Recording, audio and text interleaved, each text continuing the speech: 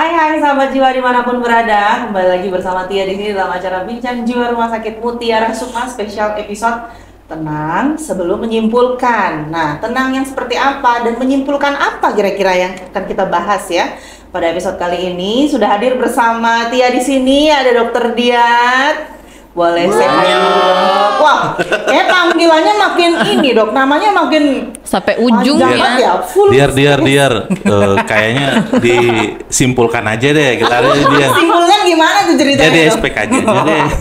Itu dibacanya gimana ya dok ya? Ya itu dibacanya sebenarnya psikiater, konsultan komunitas, psikiatri budaya gitu. Disingkat aja kayaknya ya. Kali ya.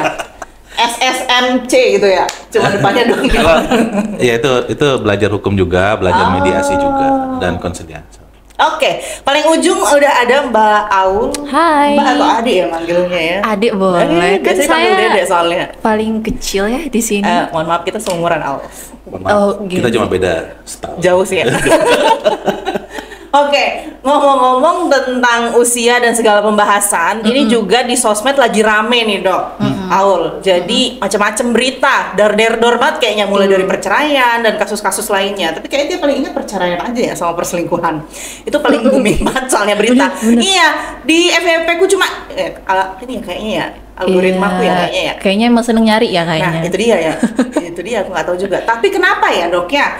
Semua orang kayaknya cuma lihat di sosmed langsung bisa menyimpulkan tanpa disaring dulu, bahas tentang data gitu Aul ya. Bener. Cukup langsung, dia pasti nih si Tit ini selingkuh nih gara-gara ini nih gini gitu. Atau misalkan kayak asumsi-asumsi, potongan video, biasanya kan orang langsung menghardik salah nih kayak gitu. Kecenderungannya kayaknya sekarang kayak gitu dok. Nah kenapa seseorang itu bisa menyimpulkan secara utuh pada sesuatu yang sebenarnya itu potongan, atau mungkin karena ini lagi isu hangat jadi orang maunya nyimpulin gitu.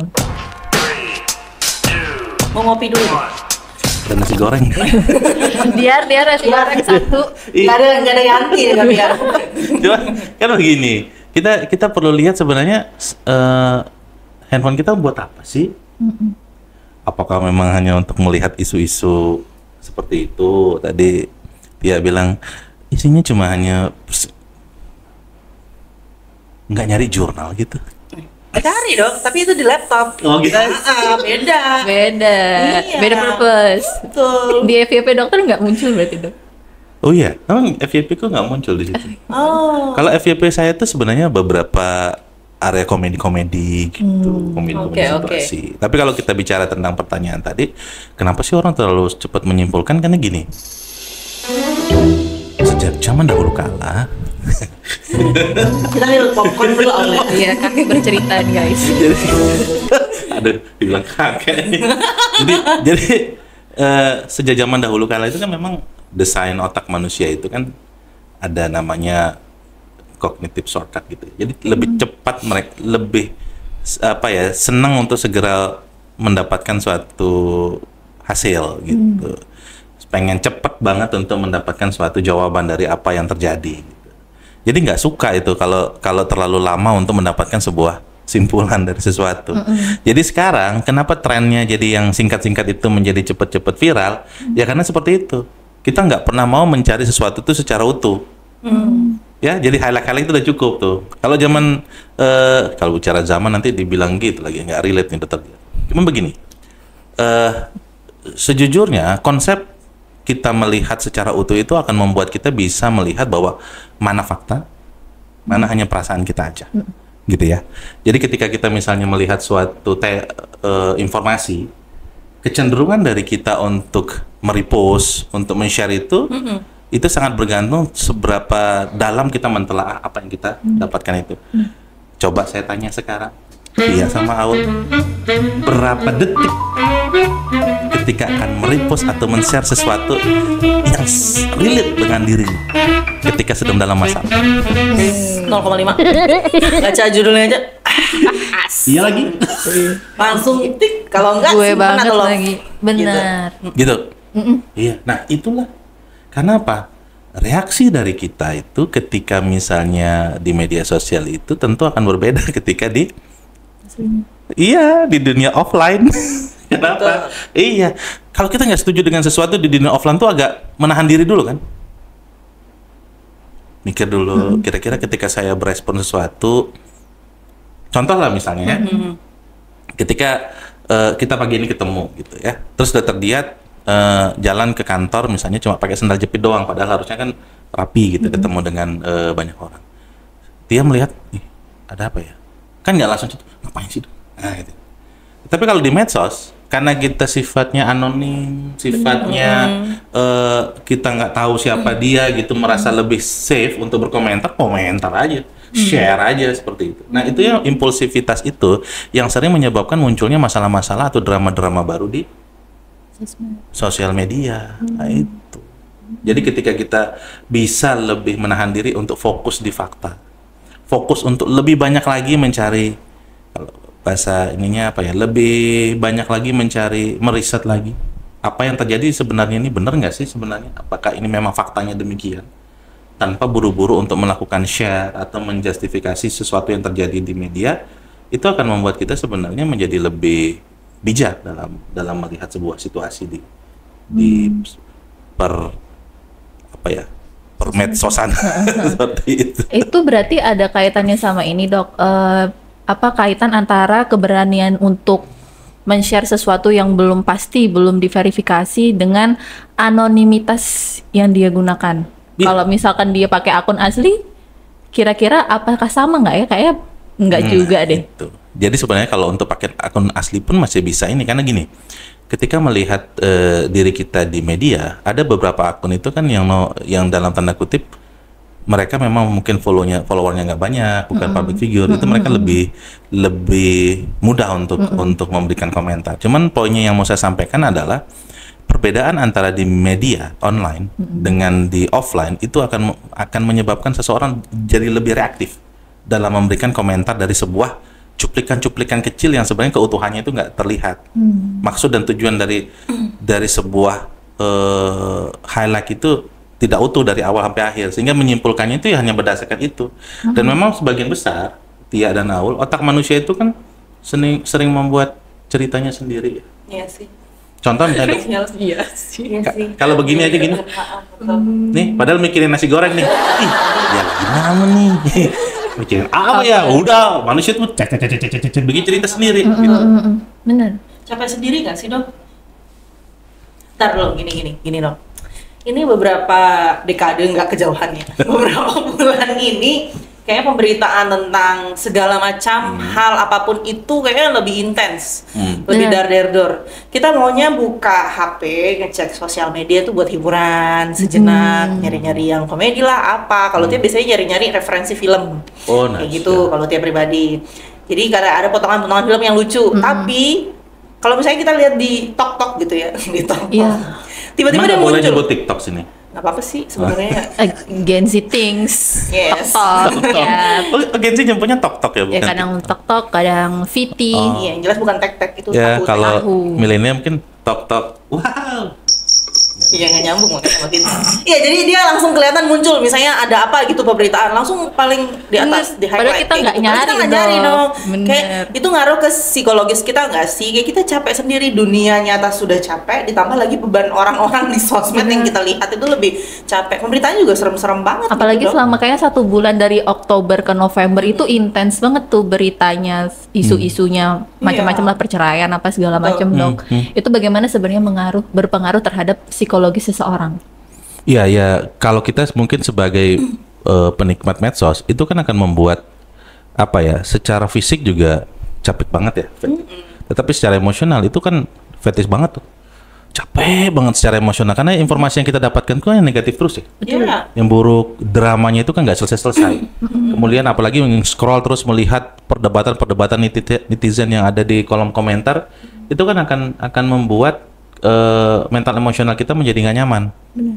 Ya, itu yang baca tuh kita yang sebagai netizen, atau orang-orang yang memang melihat informasi-informasi di medsos yang negatif terus.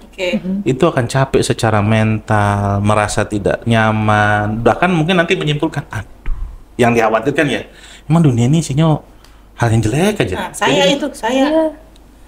Betul. Bahkan ada tuh kecenderungan kita kayak ini nanti kalau terjadi sama gue gimana ya? Nah, Tuh. of course. Itu. Ya kan, jadi mengeneralisir itu dimasukkan ke kita juga. Nah, itu. Ditambah lagi berhayal katanya dokter tadi. Nah, Itu. Dia orang ketawa tuh di luar. Ya, jadi ketika kita menggunakan medsos dan yang nyampe adalah informasi yang negatif terus, itu akan berdampak bagi kesehatan mental kita. Oke. Capek secara mental itu apabila hormon stres itu bertumpuk terus-menerus, itu kan menjadi hal yang nggak bagus di otak. Tubuh jadi nggak sehat, cara berpikir kita jadi terganggu, bahkan nanti perilaku kita menjadi terganggu juga. Ya muncullah lagi yang namanya disorder itu. Yang akhirnya apa? Yang menyebabkan kita menjadi tidak produktif. Nah, hubungan kita dengan pasangan, hubungan kita dengan saudara, hubungan kita dengan keluarga akan banyak sekali terganggu karena apa? Referensi kita hal-hal yang seperti itu kan banyak hal yang lain toh. Nah, itu yang menarik tuh sekarang karena otak manusia senangnya yang menakutkan, yang menjijikan, yang kejam. Itu jadi warning system itu memang kecenderungan kita cepat share gitu kan. Ingat nggak waktu zaman bencana dulu, waktu kita kena musibah besar ya, ingat nggak nge-share tentang informasi BMKG itu cepet banget kan? Tsunami lah. Cepet banget itu, misalnya tergetar tuh kita di Lombok, cepet banget itu di Twitter, di Facebook itu ngirim apa? Berapa skala Richter?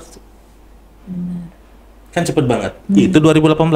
Kalau yang sekarang ternyata yang cepet banget di-share adalah berita tentang pernikahan, berita tentang pokoknya yang viral-viral itu kan yang cenderung sekarang banyak yang negatif-negatif. Ya, betul. Itu dia dong. Padahal kan banyak hal baik yang terjadi tuh di lingkungan kita tuh. Misalnya ada informasi, ternyata sekarang rumah sakit jiwa sekarang punya alat bagus nih, gitu untuk memperbaiki kesehatan mental tanpa pakai obat. Ada namanya transmagnetic stimulation, nggak viral. Ada mengenai penggunaan neurofeedback untuk meningkatkan kapasitas otak dari anak remaja untuk meningkatkan kemampuan dia belajar. Terus punya layanan untuk peningkatan kapasitas kemampuan belajar anak. Nggak viral. Yang viral penyakitnya ya? Iya. Ciri-ciri. Aduh, makanya skizofrenia. Nah, gitu. Apa ya yang menyebabkan orang-orang kayaknya kalau bagian komentarin hidup orang aja gitu paling cepet. Tapi kalau hal-hal lain tuh kayak skip aja. Iya, informasi-informasi yang negatif, yang menjijikan, yang bikin marah itu kayaknya lebih cepet viral gitu dibandingkan yang kayak tadi dokter dia sebutin yang sesuatu yang harmless, misalkan informasi atau edukasi itu kayak susah gitu buat FYP gitu. Ya, karena gini, orang-orang yang memang dalam kondisi yang tidak nyaman itu lebih merasa nyaman ketika misalnya dia masuk ke dalam sebuah kumpulan yang setuju dengan sesuatu gitu. Kalau di medsos itu dia merasa bisa diterima, atau kalau kita nyebut dia kayak validasi sosial gitu. Jadi dia ketika mendapat saya setuju nih, ketika misalnya menjustifikasi sesuatu, kamu buruk gitu di medsos, dan dia juga ikut, dia bisa masuk ke kelompok itu gitu, relate dengan itu, dan dia bisa juga ikut-ikutan untuk melakukan itu. Dia merasa bahwa bisa tervalidasi secara sosial tanpa melakukan klarifikasi, tanpa melihat itu. Nah, sehingga apa? Orang-orang itu lebih senang gitu untuk menyampaikan sesuatu yang sesuai dengan dia saja, tanpa mau melihat faktanya. Ini tembak ya. Ini terjadi di Indonesia aja atau seluruh dunia atau semua orang di universe ini sama aja? Desain otak manusia sih. Kan kita bicaranya ke arah itu. Nah, cuman kan kita bisa latih tuh. Kan impulsivitas kita ketika lakukan share, kemudian menyimpulkan sesuatu kan bisa dilatih. Ya, ketika misalnya ada perubahan terhadap sesuatu misalnya terjadi, itu kan kita bisa latih. Misalnya minimal ketika mendapat informasi sesuatu itu ya di post dulu, kayak mikir dulu. Mikir ya. Nungguin. Kita nungguin dokter dia mikir emang. Ya mikirin dokter dia mau ngomong apa. Iya, makanya begini kita mau zikir. Zikir dulu mikir. Kita nge-post, kita mikir dulu kan. Ini sebenarnya konteksnya apa ya? Ini utuhnya bagaimana ya? Nah, sebelum kita lakukan penilaian terhadap konten itu atau berita itu, atau akan melakukan repost atau share misalnya, tunda dulu. Ya nggak perlu lama-lama, 10 detik aja. Kenapa? Otak dibiarkan untuk menganalisis dulu. Ya, jangan menggunakan respon dari kewaspadaan, atau kalau bahasa kita di otak itu ada amigdala. Respon kewaspadaan kita untuk menilai sebuah informasi. Karena kalau yang kita gunakan ada respon kewaspadaan, itu akan cepat banget kita langsung nge-share. Karena manusia itu senangnya begitu. Alarm waspadanya itu kan early warning systemnya cepat banget tuh. Kalau ada hal yang membahayakan, ada hal yang buruk atau hal yang tadi menjijikan atau apa, itu cepat banget otak kita merespon dibanding hal baik. Hal baik kita betul. Tapi begitu hal buruk cepat banget. Itu mekanismenya memang begitu otak. Untuk menjaga sebenarnya, untuk melindungi. Tetapi kadang salah dipergunakan. Jadi ketika ada sesuatu hal yang berbahaya, tubuh kita memang didesain untuk bisa menjaga, atau otak kita untuk menjaga diri kita untuk lebih waspada. Tetapi kalau digunakan dengan cara yang berbeda, maka itu ada impulsivitas yang terjadi. Nah, makanya kita perlu merubah tuh desain cara otak kita untuk merespon sesuatu. Tunggu dulu. Lihat, ini sebenarnya perasaan saya saja atau sebenarnya faktanya begitu. Karena terkadang kita menyampaikan sesuatu itu dengan menggunakan perasaan kita, gitu. Tidak menggunakan fakta. Sehingga apa? Kita menjudge orang di sana, gitu. Nah, itu yang perlu dilatih. Bisa dilatih. Dampaknya besar dok ya, padahal ya. Mulai dari jempolmu menjadi harimaumu. Benar. Nah, itu menarik tadi yang Dokter Diat sebutin bahwa ada kecenderungan kita untuk pengen mendengar atau mendapatkan informasi yang bisa memvalidasi perasaan kita gitu. Saya nggak tahu ya dok, tapi kalau saya lihat fenomenanya sekarang itu ada kecenderungan manusia untuk mencari tahu tentang jeleknya orang lain. Contoh misalkan ada selebgram yang hidupnya bahagia sekali. Pertanyaannya netizen adalah, dia masalah hidupnya apa sih? Kayak gitu dok. Apakah gimana ya fenomena seperti itu ya? Kayak kok orang jadi, apakah mungkin karena hidup terlalu berat jadi dia pengen nyari, mungkin yang kayak Dokter Diat bilang ya, nyari, oh ada ternyata nih orang yang tidak bahagia juga sama seperti gue, kayak gitu. Apakah seperti itu? Desainnya memang seperti itu. Saya malah melihat bahwa konsep fenomena untuk bisa berkumpul, untuk tidak nyaman melihat orang maju itu, mungkin tahu ya kan, banyak di medsos bahas tentang fenomena kepiting.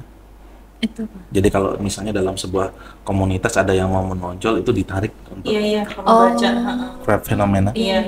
Nah, sebenarnya kalau kita menggunakan fenomena itu di media sosial juga, masyarakat kan saat ini memang dalam kondisi yang sulit ya.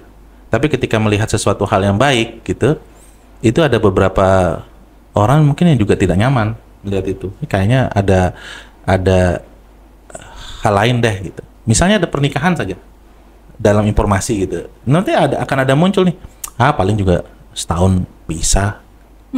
Ada statement begitu kalau kita lihat kolom komentar dari informasi yang disampaikan. Nah, kenapa muncul hal seperti itu? Karena ketika memunculkan hal itu, nanti akan ada respon-respon dari netizen lainnya yang anonim yang untuk membenarkan itu.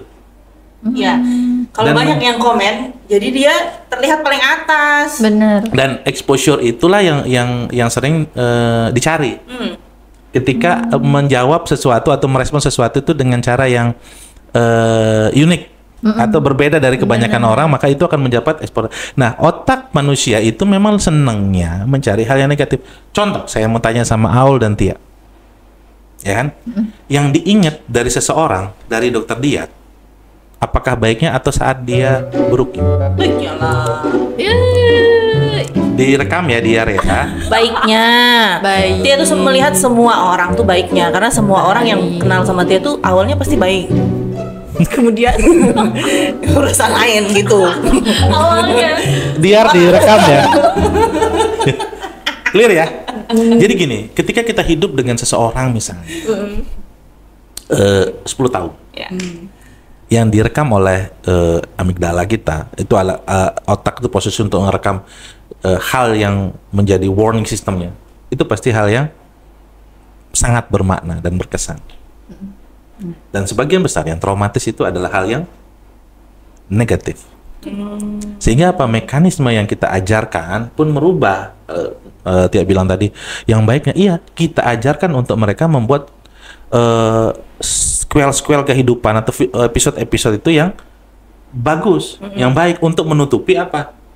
Trauma-trauma yang terjadi, masalah-masalah yang terjadi, untuk apa? Dia bisa berpikir lebih baik dan lebih positif terhadap seseorang itu. Nah, makanya kalau dibilang kenapa sih orang mikirnya jelek aja? Ya memang desain otak kita manusia itu akan merekam sesuatu yang sifatnya bermakna.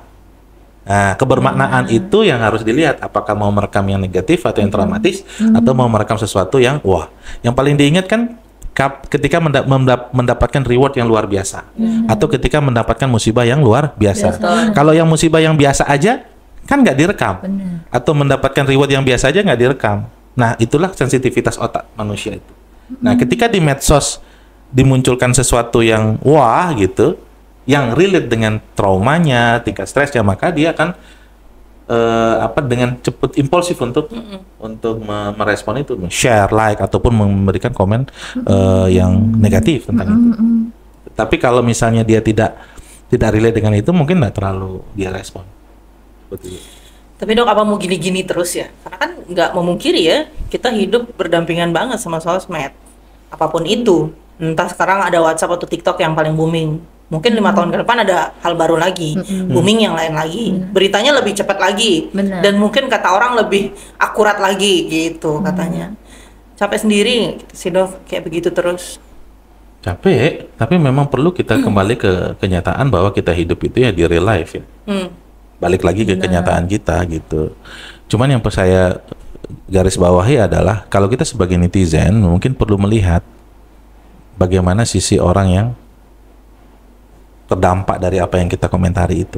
Benar. Nah, itu yang selalu membuat Dokter Diat khawatir itu adalah bagaimana ya gitu situasi perasaannya mereka, situasi pikirannya ketika tanpa sengaja kita memborbardir cerita kehidupan mereka gitu.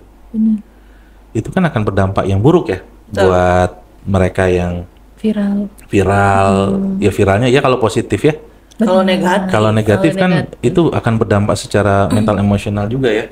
Itu ya kayak diinterogasi satu RT dari Indonesia. Ini satu RT aja luar biasa tekanannya gitu, apalagi satu Indonesia nih.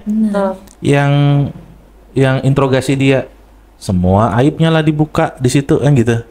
Itu kan akan menyebabkan masalah-masalah mental emosional yang mengganggu tuh. Fobia sosial ya. Social anxiety, cemas luar biasa, depresi yang muncul nanti, bahkan bisa memunculkan ada itu yang kita khawatirkan gitu. Kalau tapi kan yang perlu ditekankan kepada sahabat-sahabat jiwa di rumah adalah kan nggak ada ruginya kalau kita tidak mengomentari hal-hal seperti itu gitu. Benar. Ketika mengomentari, kita akan berdampak, misalnya mengomentari yang buruk ya, akan berdampak pada si korban, ya yang kita komentarin. Tapi kalau kita nggak komentar dan tidak membaca itu, kan tidak berdampak apa-apa buat kita. Benar. Kenapa? Ya selalu. Kenapa Kan nggak usah ya, kita fokus aja dulu dengan apa yang kita do hari ini gitu. Tapi Dok, ada yang netizen yang berkomentar seperti ini.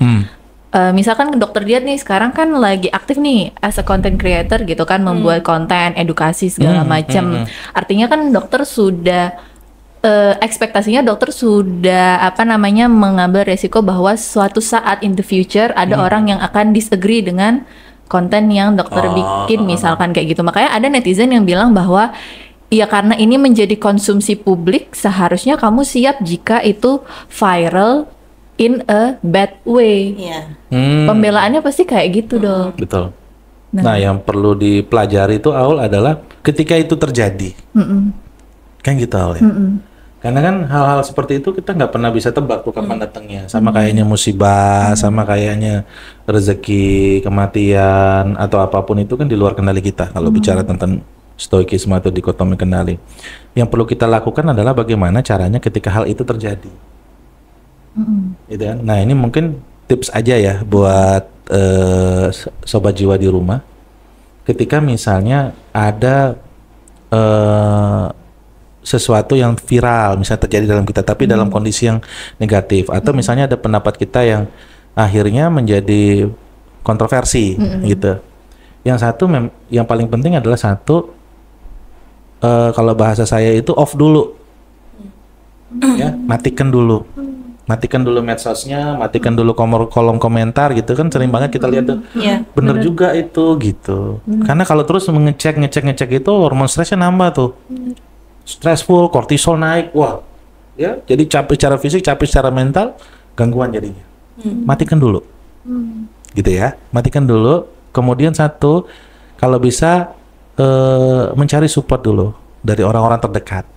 Tentu saja secara offline ya. Iya. Ya, cara nyari secara online nggak susah. Kenapa? Karena touchingnya kurang. Kemudian untuk kelekatan kita ketika melakukan ketika kita butuh teman bicara itu menjadi sangat sulit kalau secara online. Tapi cari orang-orang terdekat kita, karena itu kan aset terpenting kita, orang-orang terdekat. Jadi cari dukungan seperti itu. Kemudian ya ini, ketika kamu merasa nggak nyaman gitu, jangan merespon sesuatu itu sendiri. Cari tenaga profesional. Kalau itu berkaitan dengan hukum, kau cari orang yang ahli hukum, bagaimana cara menyikapi ini. Kalau memang itu berkaitan dengan kondisi kesehatan jiwa, ya cari profesional kesehatan jiwa gitu. Ada psikolog, ada perawat jiwa gitu. Bahkan mungkin kalau memang dibutuhkan ada psikiater. Kalau kamu ini aspeknya lebih ke aspek budaya, misalnya kamu bisa cari pemuka adat sekitar untuk berkonsultasi, untuk mendapat masukan yang positif. Nah, ketika itu sudah ada, baru menunggu. Karena gini, badai itu kan pasti berlalu ya. Nah, sebelum kamu nanti misalnya membuat sebuah klarifikasi, itu perlu mempersiapkan dengan matang.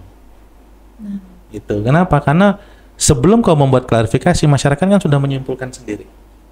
Tetapi klarifikasi yang dibuat itu akan membuat situasi akan menjadi lebih baik dibanding sebelumnya gitu. Daripada kita tidak memberikan respon terhadap sebuah situasi. Karena bola liar di media sosial itu tidak akan pernah berhenti.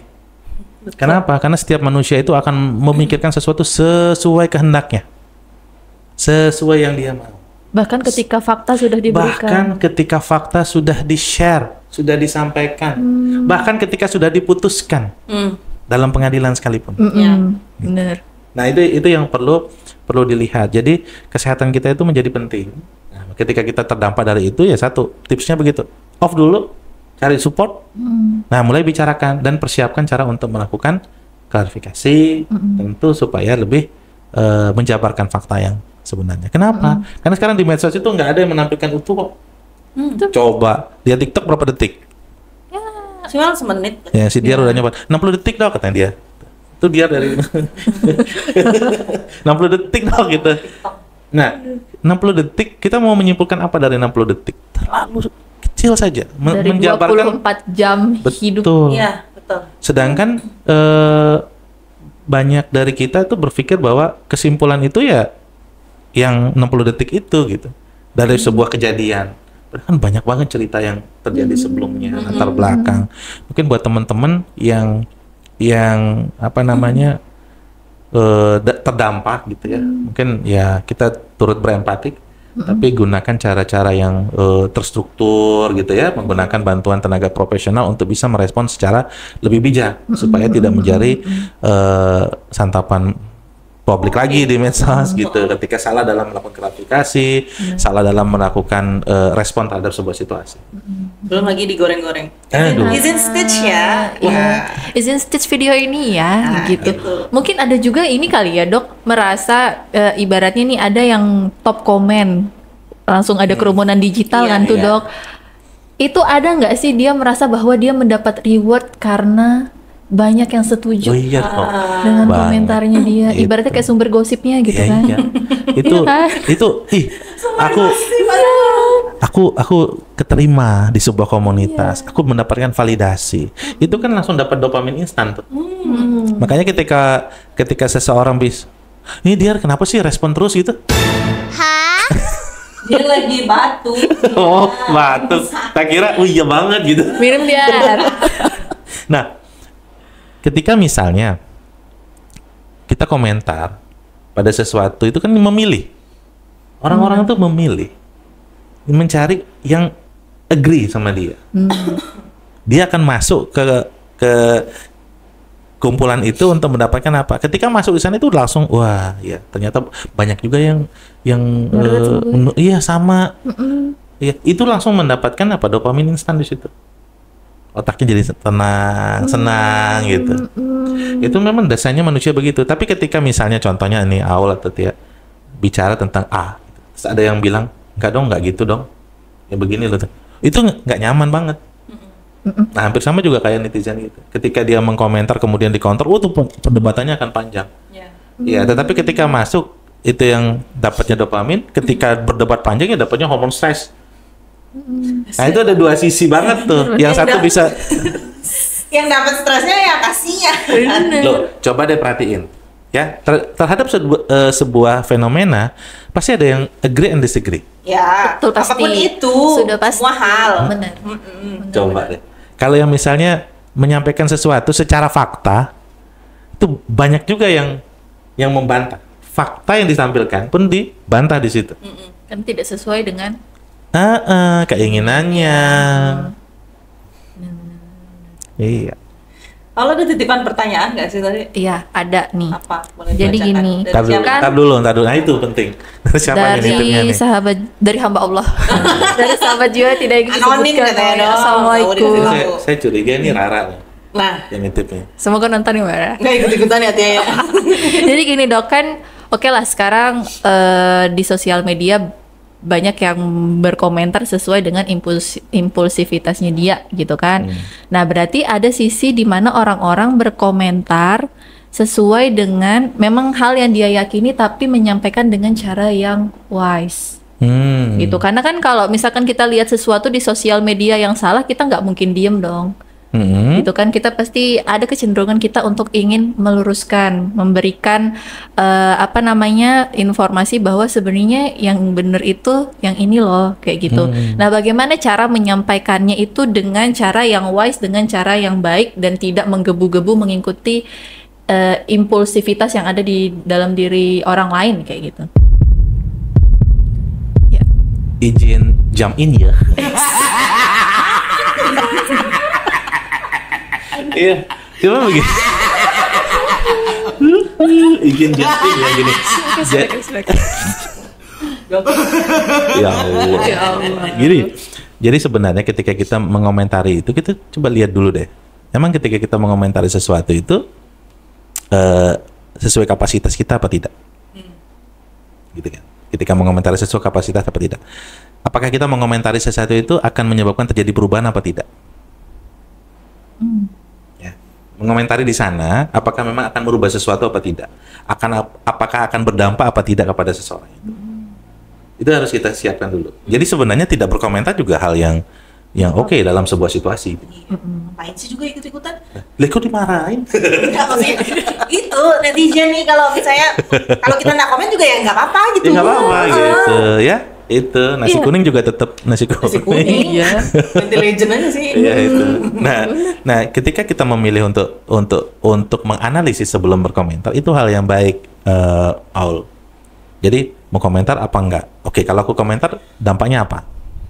Kalau aku menyampaikan fakta, kira-kira fakta ini bisa oke apa enggak? Karena di media sosial itu bukan suatu ranah resmi yang memang membutuhkan telah ilmiah. Ya.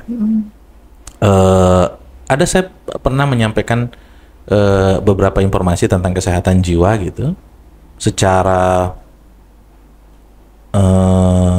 teoritis, nggak ada yang lihat. Tapi yang ini Iya, tetapi kalau diisi dengan komedi, Iya. misalnya, kemudian dibuat menjadi lebih relate dengan situasi-situasi saat ini, bisa menarik gitu. Banyak yang lihat gitu, banyak. Jadi saya memperhatikan bahwa sebenarnya ketika kita mau mengomentari sesuatu itu, kita perlu lihat dulu nih.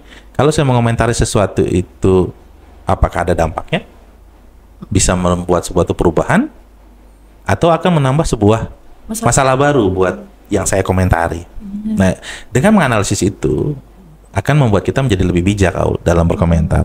Bukan terkait tata bahasa ya. Tata bahasa itu kan setiap kita itu punya cara untuk menyampaikan sesuatu, ya. Itu sangat berkaitan dengan hukum, budaya, dan norma agama juga gitu. Ketika kita menyampaikan sesuatu.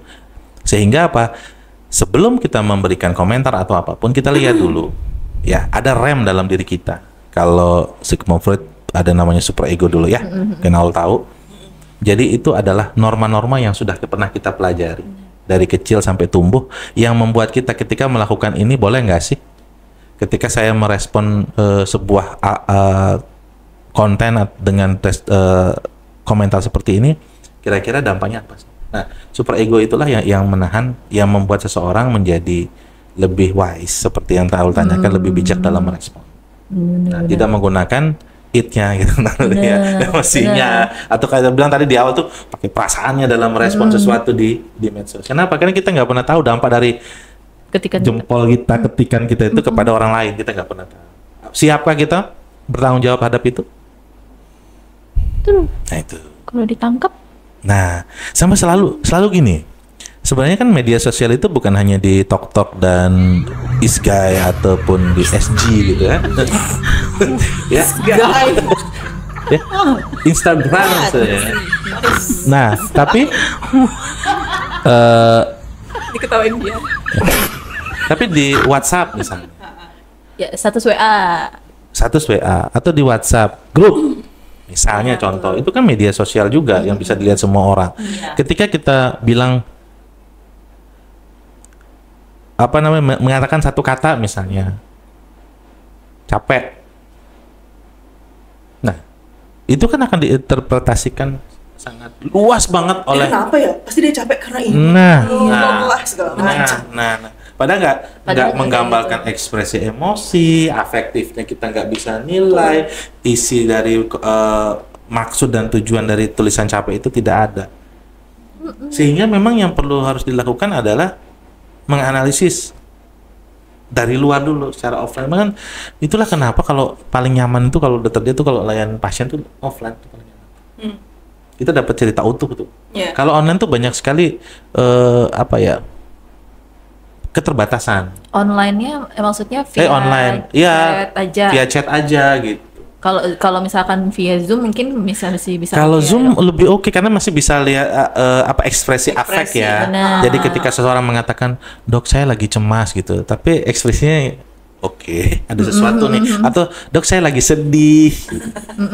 Ya, atau lagi sedih banget nih gitu. Itu kan ada hal yang bisa didefinisikan oleh keilmuan kita sebagai seorang psikiater gitu. Nah, tapi kalau cuma via chat itu banyak sekali yang bisa miss. Nah, itu maksudnya ketika kita menilai sesuatu itu, tolonglah kita belajar kembali lagi, relate lagi, boleh nggak ya kita lakukan ini gitu, supaya lebih adem aja gitu dunia permedsosan itu. Iya. Putra ada quotes nggak? Quotes? Nggak sabar nungguin dari tadi. Biasanya ditunggu-tunggu sama sahabat juga soalnya. Iya, langsung ditembak quotes itu.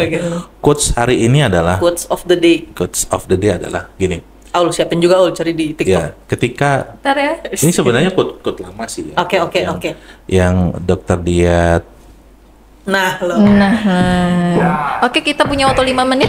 Enggak, kayaknya ada video klip dulu, iklan dulu dia. Iklan dulu ya Silakan. dia ya. Kalau ada endorse masuk boleh ditampilin dulu. Apa sih? Sukmaklin. Sukmaklin. Nih buat pesan untuk sahabat jiwaku yang luar biasa. Ketika jempolmu akan menegur seseorang yang mungkin berbuat salah menurutmu di media sosial, gunakanlah kritik yang konsepnya menyayangi, tegas tapi tidak merendahkan, jelas tanpa harus mempermalukan, dan mengajak bukan untuk menjatuhkan. Itu lagi, pertanyaan seperti ini perlu banget kamu pikirkan.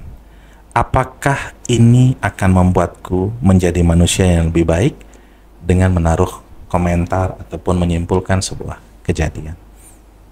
Mikir nih. Kalau aku mungkin gini, urusan hidup sendiri aja lah. Iya, itu doang. Iya. Tapi urusan benar hidup loh, Al. sendiri kan. Ya kan dong, nggak usah ngidupin. Iya kan, hidup Dok. sendiri aja udah susah gitu, Susah maksudnya ribet gitu. ngurusinnya. Ini boleh disagree nggak? Boleh disagree? Boleh, Boleh. kan bebas. Kita berdemokrasi. Kenapa? Why? Why? Karena kita Rumah Sakit Jiwa Mutiara Sukma ngurusin banyak hal. Right. Oke. Memang dedikasinya sangat tinggi dokter. Saya boleh KSP, stitch nggak? KJ, apa ya? Lupa tadi gelarnya Din. Izin stitch, oke. Betul. Saya nambahin in context in social media gitu. Jadi urusin Edo sendiri aja kalau tadi stitch lagi kata-katanya dokter Diat gitu ya. Kalau apakah komentar itu bisa berdampak positif, silakan dilakukan. Tapi kalau itu mungkin bisa menambahkan masalah baru, ya sudah, keep in your mind aja. Gitu kan dok? Setuju. Oke, sahabat juga kayak gitu sudah akhir. No. Ya, jadi kalau misalnya Tia di pojok healing gitu ya, atau lagi penyuluhan atau turun ketemu masyarakat, apapun itu yang underestimate tentang ODGJ gitu dok, atau lihat mobil RSJ udah ketawa-ketawa, banyak yang kayak gitu sahabat jiwa. Jadi diluruskan ya, semua orang itu berpotensi untuk mengalami stres, kecemasan, dan faktor-faktor lain yang menyebabkan orang itu menjadi gangguan jiwa atau mengalami kesehatan mental yang terganggu, seperti itu dok ya.